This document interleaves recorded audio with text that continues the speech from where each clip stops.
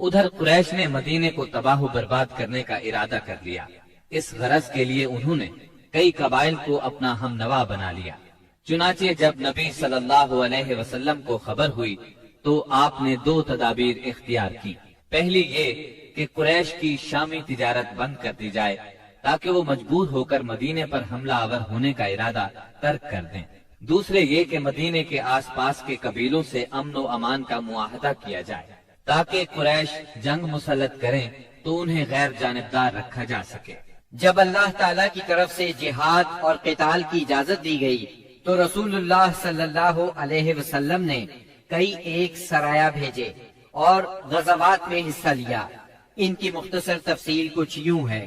اس سلسلے میں پہلا سریہ جو رسول اللہ صلی اللہ علیہ وسلم نے بھیجا وہ سریہ سیف البحر کہلاتا ہے۔ اسے آپ نے رمضان 1 ہجری بمطابق مارچ 623 عیسوی میں بھیجا اور اپنے چچا سیدنا حمزہ بن عبد المطلب رضی اللہ عنہ کو اس سریے کا امیر بنایا اور 30 مہاجرین کو ان کے زیر کمان شام سے آنے والے ایک قریشی قافلے کا پتہ لگانے کے لیے روانہ فرمایا۔ اس قافلے میں 300 آدمی تھے جن میں ابو جہل بھی تھا۔ مسلمان ایس کے اطراف میں ساحل سمندر کے پاس پہنچے تو قافلے کا سامنا ہو گیا اور دونوں فریق جنگ کے لیے صف آرا ہو گئے۔ قریب تھا کہ جنگ ہو جاتی لیکن قبیلہ جوہینا کے سردار نے بیچ بچاؤ کرا دیا۔ دونوں فریق واپس چلے گئے۔ یہ اسلامی تاریخ کا پہلا سریہ اور پہلا فوجی عمل تھا۔ اس کا جھنڈا سفید تھا اور یہ اسلامی تاریخ کا پہلا جھنڈا تھا۔ اس کے علم بردار سیدنا ابو مرثد کناز بن حسین غنوی رضی اللہ عنہ تھے۔ اس کے بعد پے در پے سریے روانہ کیے گئے۔ چنانچہ شوال 1 ہجری میں سیدنا عبیدہ بن حارث رضی اللہ عنہ کو 60 مہاجرین کے ساتھ بطن رابغ کی وادی میں بھیجا گیا۔ وہاں ابو سفیان سے سامنا ہوا جو 200 آدمیوں کے ساتھ تھا۔ دونوں طرف سے تیر چلے لیکن جنگ نہ ہوئی۔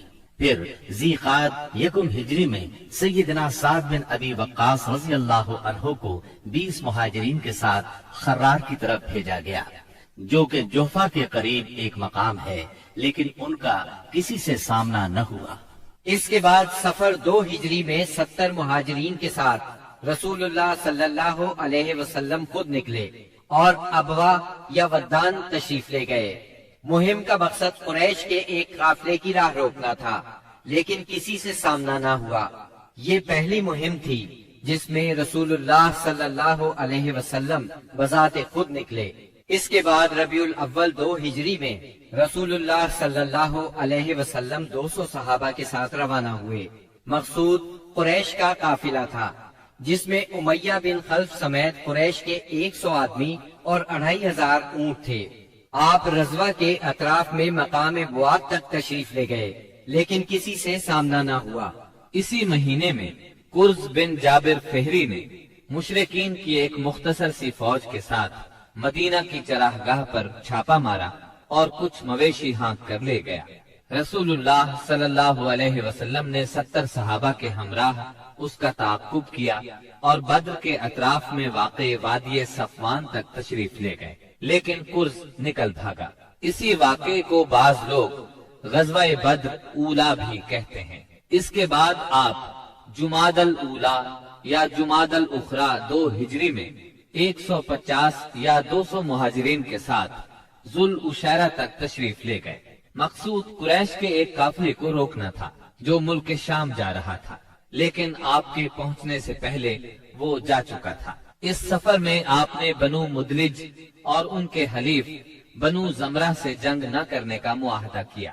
پھر رجب 2 ہجری میں نبی اکرم صلی اللہ علیہ وسلم نے سیدنا عبداللہ بن جہش اسدی رضی اللہ عنہ کو 12 مہاجرین کے ساتھ مکہ اور طائف کے درمیان ایک مقام نخلا کی طرف روانہ کیا۔ مقصد یہ تھا کہ وہ قریش کے ایک قافلے کی خبر لائیں، مگر ان لوگوں نے قافلے پر حملہ کر کے عمر بن حضرمی کو قتل اور عبداللہ بن مغیرہ کے بیٹے عثمان اور مغیرہ کے غلام حکیم بن کیسان کو قید کر لیا اور قافلے کو ہانک لائے۔ ان کے ایسا کرنے پر آپ ان سے ناراض ہوئے، چنانچہ قیدیوں کو چھوڑ دیا گیا اور مقتول کا خون بہا ادا کیا گیا۔ یہ واقعہ رجب کی آخری تاریخ کو پیش آیا تھا، اس لیے مشرکین نے شور مچایا کہ مسلمانوں نے حرام مہینے کی حرمت پامال کر ڈالی۔ اس پر سورہ بقرہ کی آیت 217 نازل ہوئی۔ لوگ آپ سے حرام مہینے میں لڑائی کے بارے میں پوچھتے ہیں، آپ کہہ دیجئے اس میں جنگ کرنا بڑا گناہ ہے، اور اللہ کی راہ سے روکنا اور اس کے ساتھ کفر کرنا، مسجد حرام سے روکنا اور اس کے باشندوں کو وہاں سے نکالنا، یہ سب اللہ کے نزدیک اور زیادہ بڑا جرم ہے اور فتنہ قتل سے بڑھ کر ہے۔ یہ تھی جنگی نقل و حرکت جو مدینہ منورہ اور اس کے اطراف کے امن کی حفاظت کے لیے نبی صلی اللہ علیہ وسلم اور مسلمانوں نے قائم کر رکھی تھی۔ اس سے قریش کو یہ بتلانا بھی مقصود تھا کہ اگر وہ اپنے شر سے باز نہ آئے تو انجام برا ہوگا، لیکن وہ اپنی خودسری اور تکبر میں بڑھتے ہی چلے گئے۔ چنانچہ بدر کے میدان میں انہوں نے اس کی سزا پا لی اور جزا بہرحال گھاٹے ہی کی تھی۔ 17 رمضان 2 ہجری کو غزوہ بدر ہوا۔ یہ قریش اور مسلمانوں کے درمیان پہلا فیصلہ کن معرکہ تھا۔ اس کا سبب یہ ہوا کہ رسول اللہ صلی اللہ علیہ وسلم جس قافلے کے لیے ذوالعشیرہ تک تشریف لے گئے تھے اور وہ بچ کر شام چلا گیا تھا، آپ صلی اللہ علیہ وسلم اس کی طاق میں تھے اور اس کی خبر لانے کے لیے آپ نے شام کے مقام حورا تک طلحہ بن عبید اللہ اور سعید بن زید رضی اللہ عنہما کو بھیجا۔ چنانچہ جیسے ہی یہ قافلہ وہاں سے گزرا، انہوں نے فوراً مدینہ منورہ خبر پہنچائی۔ اس قافلے میں اہل مکہ کی بڑی دولت تھی، یعنی 1000 اونٹ جن پر کم از کم 262 کلو سونے کی مالیت کا سامان تھا، اور اس کی حفاظت کے لیے صرف 40 آدمی تھے۔ خبر ملتے ہی رسول اللہ صلی اللہ علیہ وسلم نے صحابہ کرام رضی اللہ عنہم کو نکلنے کی دعوت دی، تاہم نکلنا ضروری نہیں قرار دیا۔ چنانچہ اس دعوت پر 313، 314 یا 317 صحابہ نے لبیک کہا۔ ان میں 82 یا 83 یا پھر 86 مہاجرین تھے اور بقیہ انصار، اور پھر انصار میں سے 61 قبیلہ اوس سے تھے اور 170 قبیلہ خزرج سے تھے۔ انہوں نے مکمل تیاری بھی نہیں کی تھی۔ سواری میں صرف 2 گھوڑے، ایک سیدنا زبیر بن عوام اور دوسرا سیدنا مقداد بن اسود کندی کے پاس تھا، اور 70 اونٹ تھے۔ 8 یا 12 رمضان المبارک 2 ہجری کو یہ مختصر فوج لے کر رسول اللہ صلی اللہ علیہ وسلم مدینہ منورہ سے نکلے تو بدر منزل مقصود تھی۔ یہ مدینہ منورہ کے جنوب مغرب میں 155 کلومیٹر کے فاصلے پر واقع ہے۔ اسے ہر طرف سے بلند پہاڑوں نے گھیر رکھا ہے، زیادہ حصہ ریتلا ہے۔ ساحل سمندر یہاں سے قریباً 10 میل کے فاصلے پر ہے۔ یہاں پانی کا ایک چشمہ ہے اور ارد گرد باغات موجود ہیں۔ اس قافلے کے سالار ابو سفیان تھے، جو بہت ہوشیار اور چوکنے آدمی تھے۔ ہر آنے جانے والے سے مسلمانوں کی نقل و حرکت کے بارے میں معلوم کرتے رہتے تھے۔ ابھی وہ بدر سے کافی دور تھے کہ انہیں مسلمانوں کے نکلنے کا علم ہو گیا۔ چنانچہ انہوں نے فوراً قافلے کا رخ مغرب کی طرف پھیر کر ساحل کا راستہ پکڑ لیا اور بدر کا راستہ مکمل طور پر چھوڑ دیا۔ ساتھ ہی زمزم بن عمر غفاری کو اجرت دے کر مکہ بھیجا کہ جس قدر جلد ممکن ہو انہیں مسلمانوں کے نکلنے کی اطلاع دے دے۔